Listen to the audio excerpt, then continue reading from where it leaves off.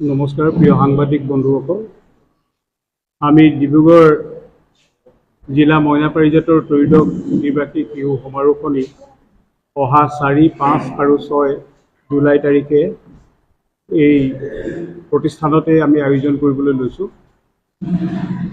আমাৰ এই কাৰ্যসূচীসমূহ 4 তাৰিখৰ শুক্ৰবাৰে 2 বজাত আমাৰ প্ৰতিনিধি শিবিৰ পঞ্জীয়ন হ'ব। প্ৰথমতে প্ৰতিনিধিৰ নাম পঞ্জীয়ন হ'ব। তাৰপিছতে আমাৰ যিসকল প্ৰতিনিধি মইনা প্ৰতিনিধি আহিব তেখেতসকলে আমাৰ ইয়াতেই শিবিৰ আমি বনাইছোঁ আৰু এই শিবিৰত তেওঁলোক থাকিব, কণ কণ ল'ৰা ছোৱালীসকল।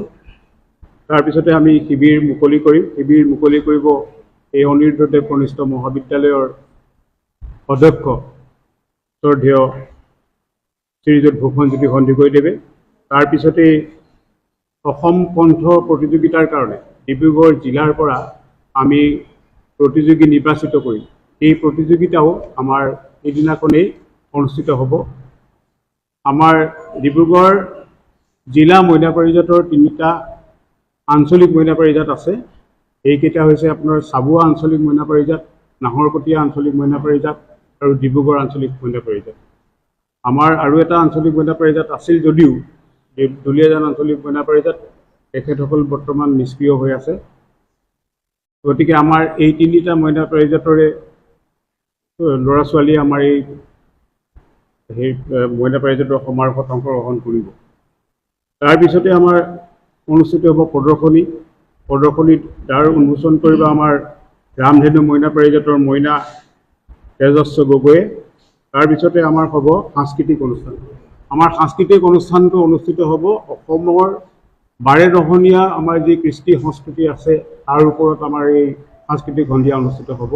আমাৰ এই সাংস্কৃতিক অনুষ্ঠানটো আমাৰ প্ৰতিযোগিতামূলক আৰু এইটো দলীয়ভাৱে হ'ব। আমাৰ যিকেইখন মইনা পাৰিজাতে ইয়াত অংশগ্ৰহণ কৰিব সকলো মইনা পাৰিজাতে এই প্ৰতিযোগিতাত অংশগ্ৰহণ কৰিব। তাৰপিছতে আহিলে আমাৰ 5 তাৰিখে আমাৰ পাৰিজাতৰ যি পতাকা আছে পতাকা উত্তোলন হ'ব।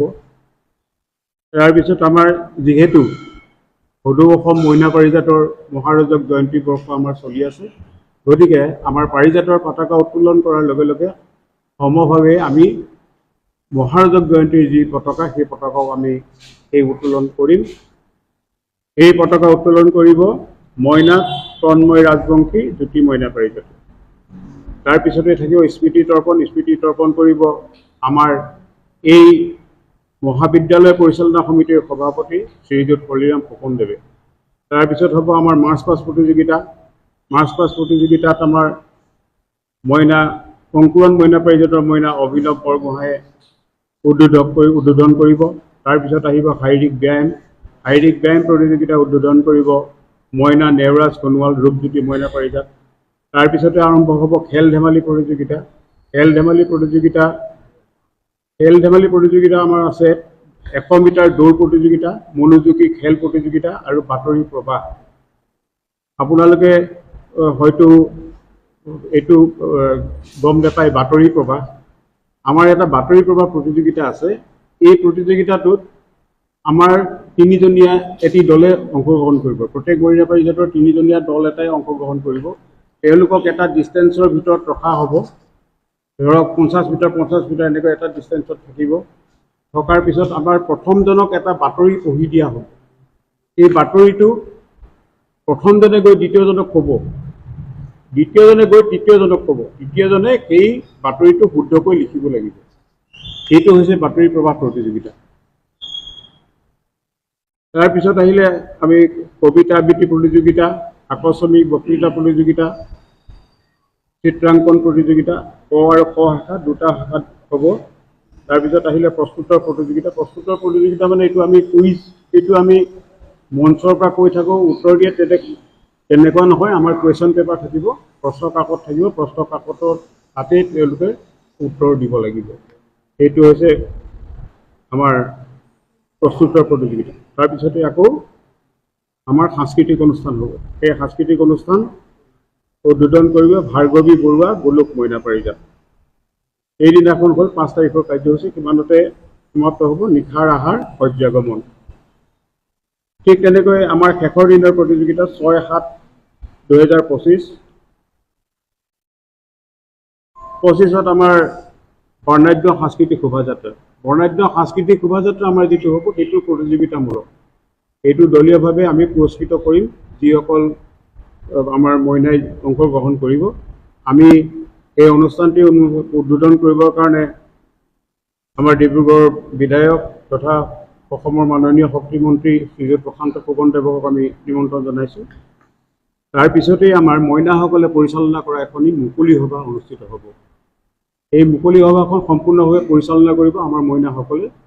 তাতে আমাৰ থাকিব মইনা সভাপতি, মুকলি সভাৰ উদ্বোধক আয়ুশ্ৰী বৰগোহাঁই, জেউতি মৰল মইনা পাৰিজাত, সভাপতি মইনা নক্ষত্ৰ এছপিয়ন মিলিজুলি মইনা পাৰিজাত।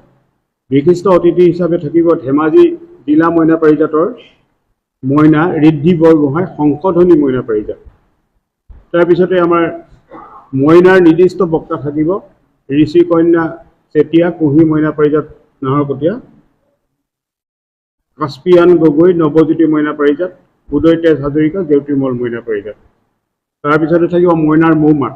মইনাৰ মৌমাতত অংশগ্ৰহণ ল'ব অভিনৱ গগৈ, চাবুৱা আঞ্চলিক মইনা পাৰিজাত, কস্তুৰিকা বৰা, চাচলি মইনা পাৰিজাত, নম্যা চেতিয়া, বাণীপুৰ মইনা পাৰিজাত, অবিশ্ৰুতি চলিহা, সূৰ্যশিখা মইনা পাৰিজাত, সুমন দাস, জ্যোতি মইনা পাৰিজাত। আপোনালোকক আমি আৰু এটি জনাবলৈ পাই সুখী হৈছোঁ যে আমাৰ সেই অনুষ্ঠানটোত মুকলি সভাৰ যি অনুষ্ঠান, সেই অনুষ্ঠানত সদৌ অসম মইনা পাৰিজাতৰ প্ৰধান সম্পাদক শ্ৰীযুত ৰাতুল বৰাদেৱ উপস্থিত থাকিব। লগতে বিশিষ্ট অতিথি হিচাপে উপস্থিত থাকিব বন্দনা হাজৰিকা, সম্পাদক ধেমাজি জিলা মইনা পাৰিজাত, সভানেত্ৰী। তাৰপিছতে আমি এই সমাৰোহ উপলক্ষে এখনি স্মৃতি গ্ৰন্থ আমি উন্মোচন কৰিম। স্মৃতি গ্ৰন্থখনৰ নাম হৈছে পাৰিজাত। এই স্মৃতি গ্ৰন্থখনৰ সম্পাদনাত আছে দেৱজিৎ চুতীয়া, আপোনালোকৰ সকলোৰে পৰিচিত। এই পাৰিজাত স্মৃতি গ্ৰন্থখন উন্মোচন কৰিব ডক্টৰ নৱজ্যোতি দত্ত, বিভাগীয় প্ৰধান, অসমীয়া বিভাগ, ডিব্ৰুগড় সন্মানমূলক সুৰজমল কানৈ বাণিজ্য মহাবিদ্যালয়।